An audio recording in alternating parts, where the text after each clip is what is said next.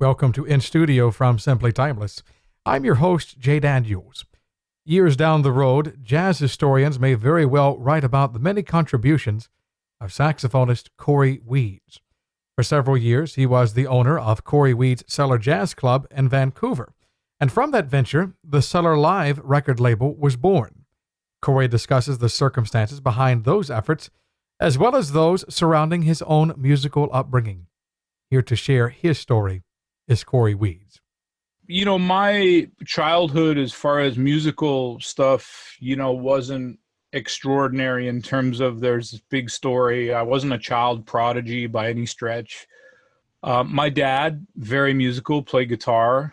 There's always a lot of music around the house. We played piano. We took piano lessons. I hated every minute of it. But there was music in my house. I don't remember it being jazz music specifically. I just remember there just being music. Music was just a part of the fabric of our family. And as I said, not in an extraordinary way. It just was there. It was always there. It wasn't until, I got a little bit older. I had a cousin, oddly enough, who lived in Port Alberni, which is a very, very small fishing town. But he was a couple years older than me, and he was cool. I mean, he was who I aspired to be, and he played saxophone. And at that time in the 80s, had the long hair, and Miami Vice was in, and he had the white sports coat, and he was just. I mean, I looked up to him in a very big way. He played saxophone, and and so some of my early influences, like how I got into things, were a little bit different than I think most people. I remember very specifically in 1986, I guess, and I'm not sure how old I would have been. I'm not very good at math. But I was a teenager. I remember Julian Lennon. We went to a Julian Lennon concert, and I saw the saxophone player up in the catwalk playing. He had a trench coat and a hat. I was like, oh my God, that's so cool. So I took piano lessons, and then, around high school, when I started high school, like kind of grade 8, 9, 10, I started to get into some of the contemporary things like David Sanborn. I hate to say it, but even Kenny G a little bit, the contemporary side of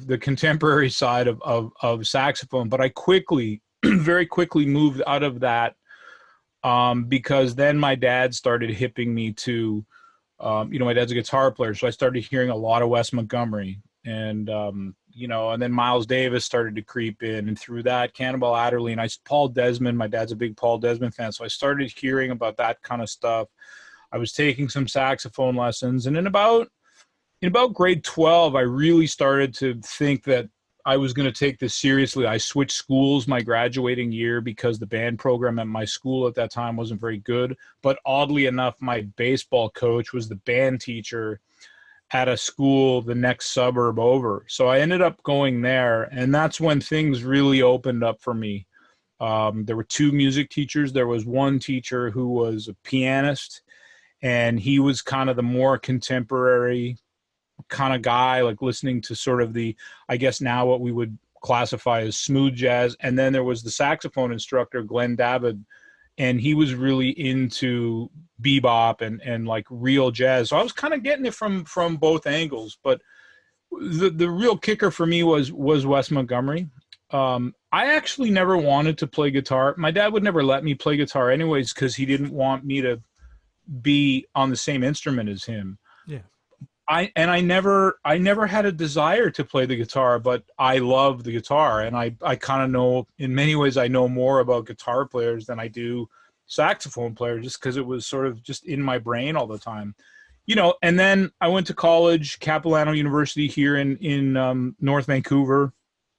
I was going to get a bachelor's, ended up getting a scholarship to go to the University of North Texas when I was, 20.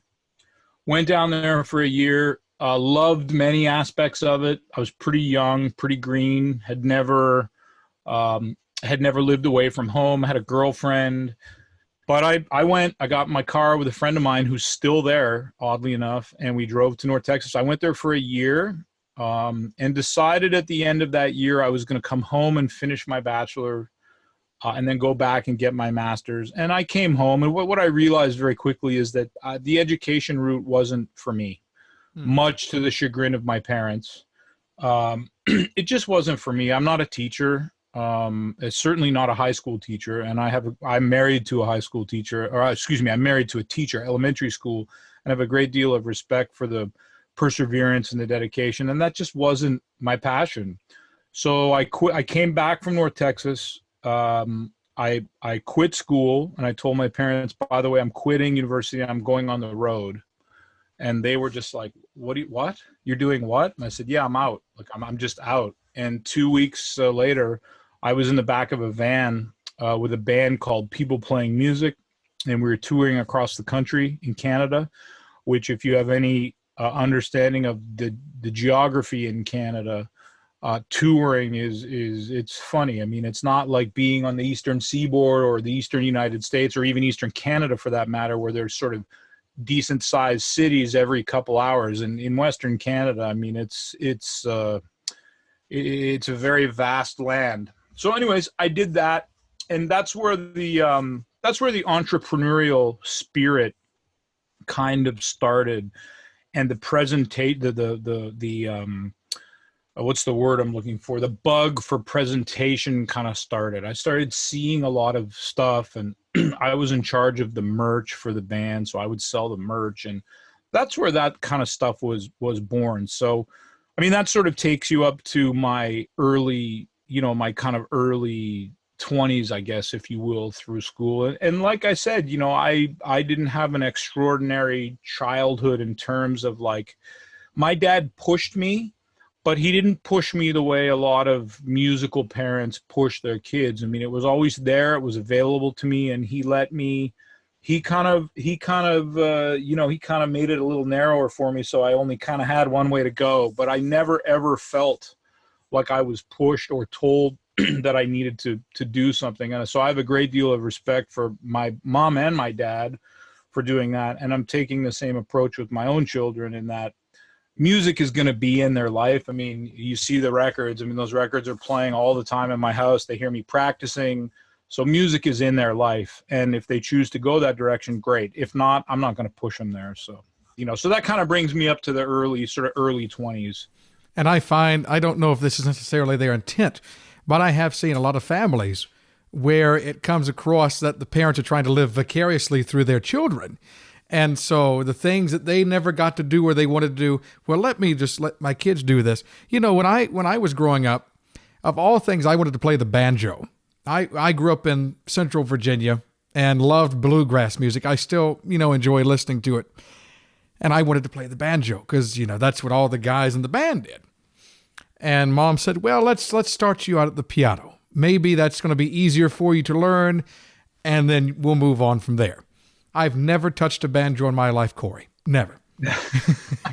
Maybe that's a good thing. Maybe. It's funny. I find it now, living vicariously through, especially my son, who, I always wanted to be an athlete when I was young. And it's not that I wasn't a good athlete. I had bad knees. And my son is excelling in sports. And I have to check myself every once in a while and go, just back off a little bit and just let him find his own way. So it's kind of interesting. It's come full circle, but I never felt any undue pressure from my dad. He has a passion for the music that he's passed on to me. And I've been lucky enough that I've just been able to do it as a profession, and not very many, and be relatively successful at it. Not many people can say that. So I feel very blessed. You've had a great deal of opportunities, and even though you are not in a classroom setting, you have certainly shared that gift of music through a number of mediums, through radio. You mentioned that to me earlier, through performances. But one of your ventures several years ago was actually club ownership and operation, and a place that you named Cory Weeds Cellar Jazz Club. You owned that for 14 years. How did you go from people playing music to being a club owner? Can you kind of fill in the gap for me? Sure. Yeah. I mean, so as I said, I was kind of in charge of merch with that band. Obviously, I was playing saxophone, but I was in charge of the merch, and I was kind of really interested in the business side of the workings of the band. So I had this sort of entrepreneurial spirit.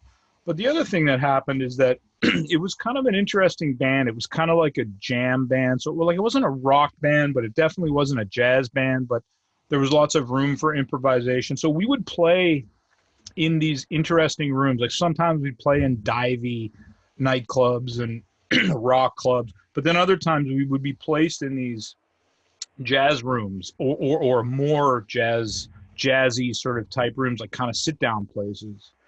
And I really got off on that. I really dug it. But the other thing that started happening was we would be on the road a lot, and I would come back into Vancouver and I would want to go hear my kind of mentors and my heroes, people like Ross Taggart and Campbell Riga and Oliver Gannon, names that don't necessarily mean anything to your listeners, but these were the local stalwarts, that were in Vancouver. And I couldn't go hear them. Once in a while I could go hear them at this club that would moonlight for a minute and have jazz on a Monday night, but there was no real jazz club.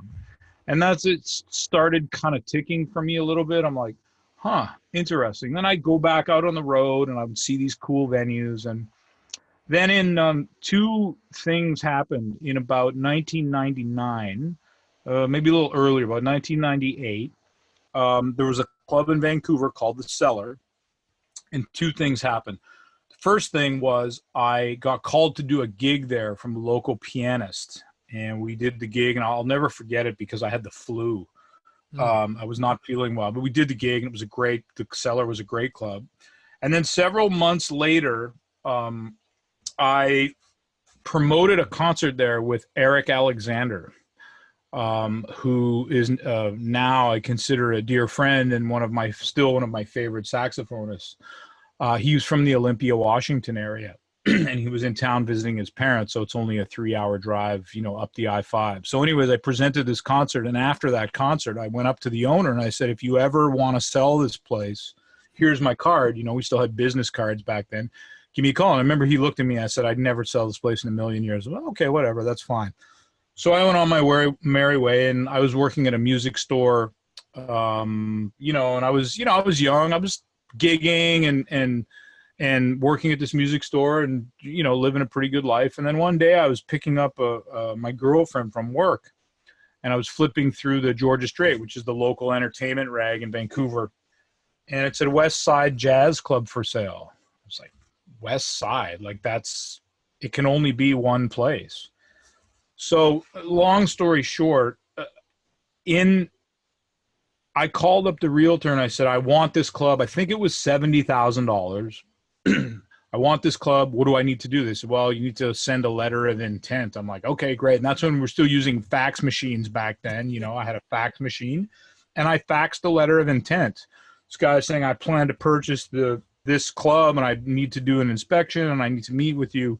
The funny part about it was, and this always makes people laugh, I was 2 or 3 days away from going on a 10-day meditation retreat, a silence meditation retreat, which was the worst 10 days of my life, but that's story for another interview.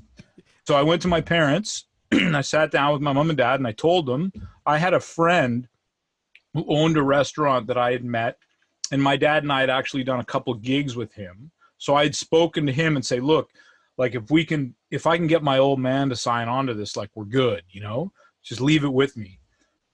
So I went to my mom and dad. My dad just said flat out, no, it's not going to happen. I was like, come on, Dad, this opportunity. No. And my dad had lost the business and done quite poorly in that whole loss. He recovered just fine, but so I was pretty downtrodden, but as if you knew me, I'm pretty persistent and pretty perseverant.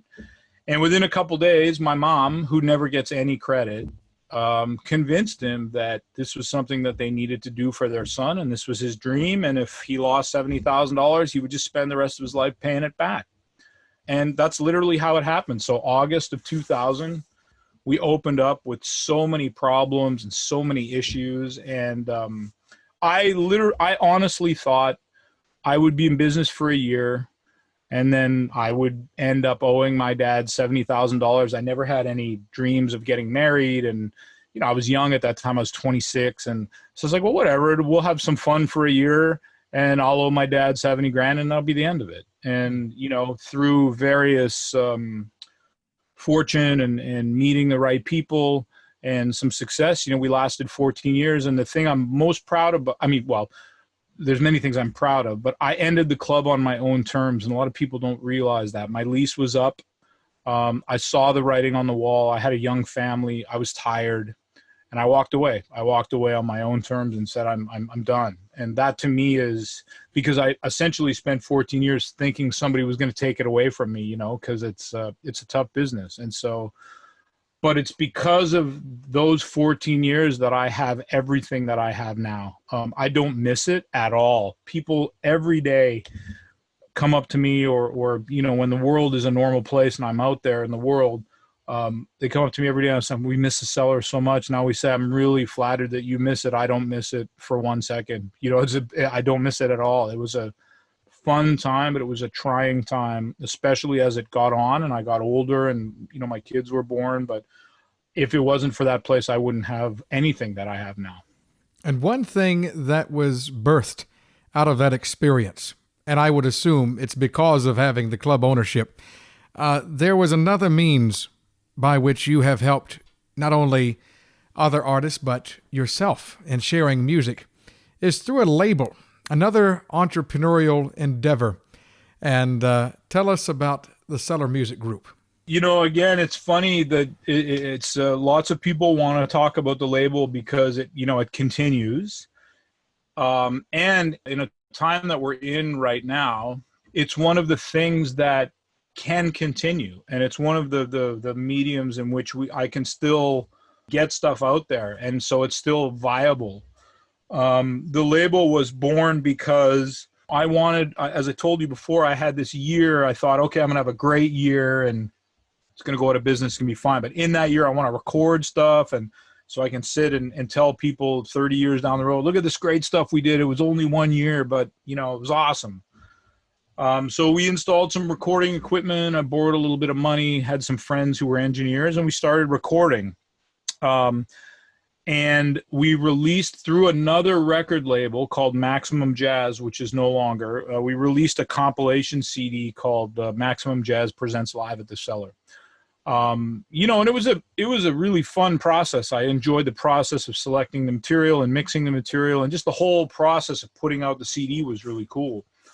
I approached that label about starting an imprint called Cellar Live, and it's not that they weren't interested. They're like, I'm not sure. As luck would have it, I actually went to the bank. I was telling this story the other day. I went to the bank to ask for a $10,000 loan, and the bank said no. Why would they give me a loan? I mean, I had nothing to back it up with.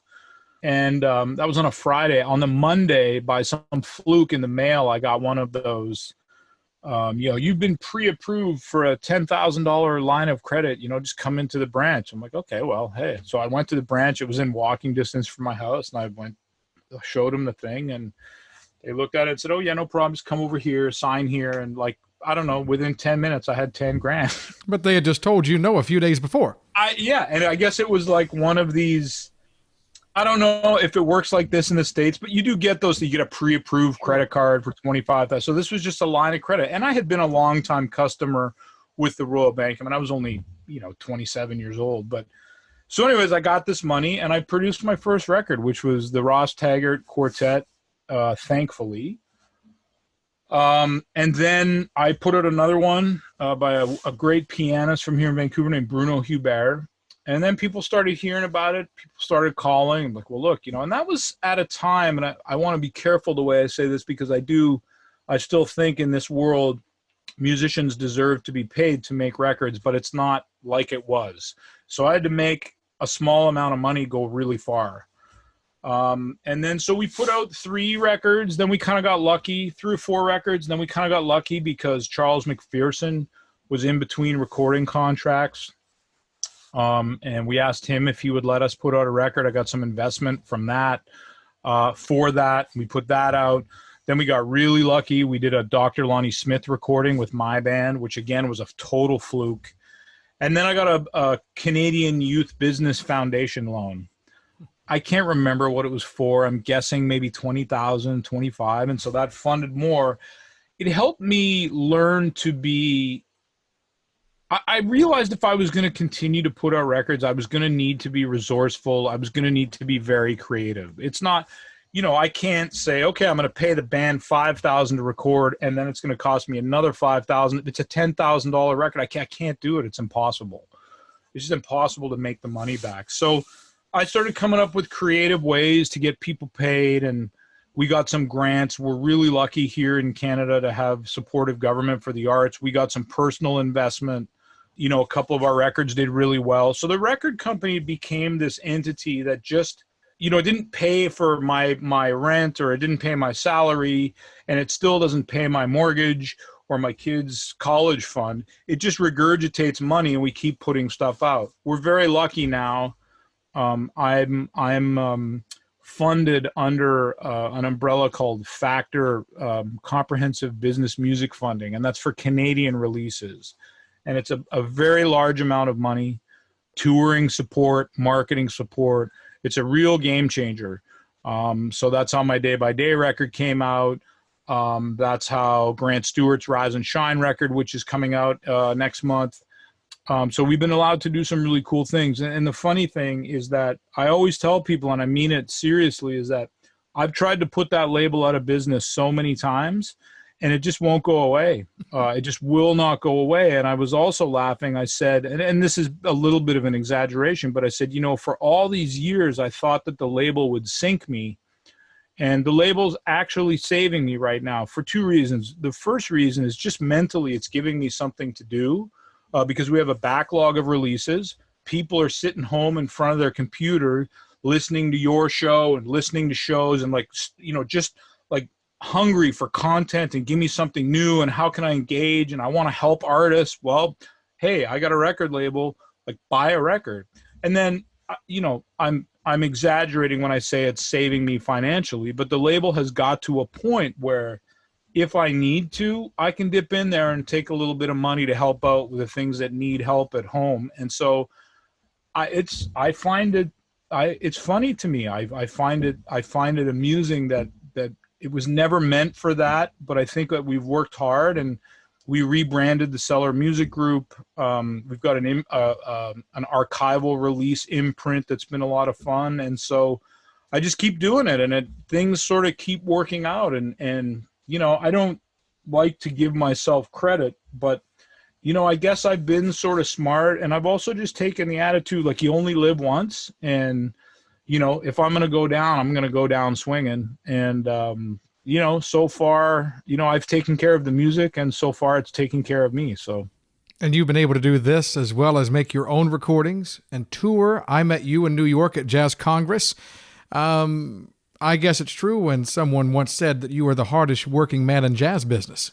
Well, yeah, and it means a lot when people say that. And as we were talking, I think before the interview started, people say to me, I don't know how you do what you do, and you do so much. And I'm an opportunist, and I don't like saying no to an opportunity. And I never look at something and go, oh, well, I could never afford that, or I could never get the money to do that.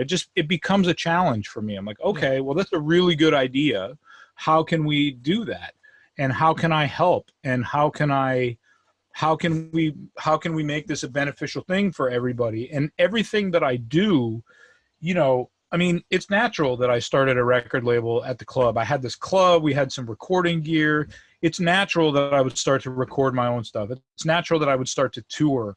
And then I made all these contacts in New York. So it's natural that I would do a New York tour with 40 jazz loving people every year. Like all of these things just feed into each other, and I just do them, and I'm able to make a living. I don't sit at a desk every day for 8 hours and, make guaranteed money. It's just become my life, and I'm good at juggling things. And so I feel extremely blessed. I try to be as transparent as I can. I'm an artist and a business person, and sometimes I've found straddling that line a little difficult because it's hard, and a lot of business people have no idea about the artist mentality, and the artist mentality just think all the business people are out to get them, and I kind of fall right in the middle of that and have to straddle that line. And for the most part, I've been successful at straddling that line, and from time to time I've been unsuccessful, and it's turns into some heated conversations, but in the end, they're conversations that need to be had. And I'm better for them, I guess. I want to think about it in the terms of the artist, because we can talk about the many business aspects, but I want to think specifically about the recordings. And you're sharing your story here with me today. In each of these recordings, highlight a particular point in an artist's career. You just released an album, Day by Day. There was one that you did with Champion Fulton, Dream a Little. Each of these are just a snapshot of a particular point in the career of an artist. How do you think having recordings such as these, both new and archived, does help to share their story? Yeah, I think so. I mean, I think some of them, I think the key for me is how do we get the general public to know that story? Like Day by Day, isn't it funny that my album called Day by Day comes out during like a world pandemic when it's so unbelievably appropriate? And not only that, like the cover is just day by day, it's just repeated and repeat. I mean, you can't make this stuff up. Champion's record with me, I mean, Champion and I have had a great relationship for many years, and this is our third attempt at that. I think it's our third attempt at that recording. And Champion and I have a great relationship that's based on music and just friendship and playing a lot of music together. We have a very good rapport. And I think that those stories and the Day by Day thing, that just happened by fluke after the fact that we're in this situation. But, David Hazeltine and I mean, we started out, he started out as a hero of mine, and then we became friends, and then we did one project together that I'm very proud of, but I wasn't finished with Dave. I like the project I did with him. It's called It's Easy to Remember, but there was something that more I needed to do with him. And so over time, we developed what became Day by Day. And then there's other recordings that don't necessarily have a story. The story is just that the music is really good, and I wanted to put it out. But another story is the Bootsy Barnes, Larry McKenna record, The More I See You, that we put out. Bootsy just passed away, and I saw these concerts being advertised with the both of them online, and I'm like, isn't somebody recording this? And they said, no, they're not. I'm like, this is two Philly guys, legends, who have come from completely different backgrounds and upbringings, and they're making like somebody. So if my attitude was like, well, if nobody in Philly does it, some dude from Vancouver is going to fly to Philly and he's going to do it, because I'm big on the history. So I think that these stories are important to get out. I hope that they help the artist. I can think of somebody like Grant Stewart, who I mentioned earlier. Grant is a very dear friend. And again, he started out as a hero of mine. He's not that much older, but, he started out as just somebody that I had so much respect for. We developed this friendship, and this is his third record for the label now. And I hope to continue that relationship, and I hope that he gets to continue to tell his story, through my label. So I don't know if I totally answered your question, but, yes. And thinking about the label, your recordings of your own and others, when we look at the footnotes, you read these books in the years to come about jazz in the early 2000s, in 2020. What do you think they're going to write about Cory Weeds and Cellar music? Wow. I don't know what they will write. What I would like them to write is that I cared very deeply about the music, not only the music, but the musicians. I have no design or no interest in putting out a record that an artist is not going to be happy with. And I work the best when I work directly with the artist on every aspect of the recording. It's extremely important to me, and it has caused a lot of tough conversations. I would venture to guess it's even caused a few friendship losses at times,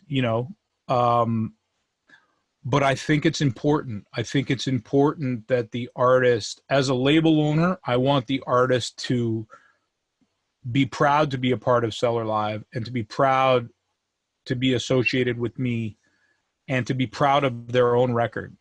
And musicians don't all, I get the goods because, I'm behind the scenes, and they're not always proud. They're not always proud of the records they put out previously for various different reasons. So I think in the end, if people write about me, that I cared very deeply and that I was on their side, sometimes to a fault.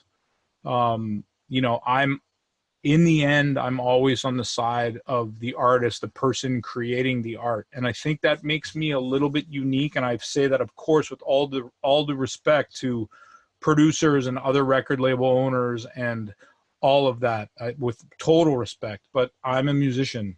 And so I bring that part of it. And I think that's what makes, even when we disagree, I think that's what makes musicians on Cellar Live respect me.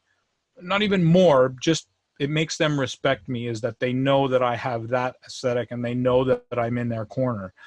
I spend more time talking with artists about their cover, and you know how easy it would be for me to just say, no, look, I paid you, I'm going to do the cover, you'll get the record in the mail. It's like, no, do you like this cover? No, you don't like it? Okay, well, let's try again. What about this cover? Oh, you don't like that color? Okay, let's try this color or that. And the same with the actual production of the music. I don't get involved I produce, but I don't overproduce. I mean, I'm producing straight ahead jazz recordings. I'm not, it's not rocket science. Make the artist feel comfortable. Let them play, provide them with what they need to play at their best. And, sometimes I'll suggest tunes. I've sent tunes to artists, and I'll be in the studio saying, no, I think you've got a better take in you, but it's important for me that they're happy. And I hope that's what they write about me. One last question, Cory Weeds. Why music? Oh, could you imagine getting through what we're going through now without music? I mean, I know myself personally, because of what's gone on in the world right now, and having, as you commented on, the records in the back and going on my morning walks. I mean, I've listened to so much music in such a much deeper way. I can't even, and it's been such a huge part of my life. I can't even imagine my life without music in it, but it takes us away from, it can take us away from some of the badness, but it can also, I want to say this the right way, it can also put us right in that badness and create this feeling of hope and this feeling of sadness and this feeling of despair. Music really accentuates feelings, and I think that alone is why it's so important to get inside those feelings and to have those feelings bubble up to the surface. And music creates that. Cory Weeds, our guest during In Studio from Simply Timeless. His latest album with David Hazeltine is called Day by Day. More information available at CoryWeeds.com. You can also explore the entire Cellar Live catalog by visiting CellarLive.com. Special thanks to Cory for his continuing support of our work here at Simply Timeless. And a word of thanks to you for joining us this week. I'm Jay Daniels. This has been In Studio from Simply Timeless.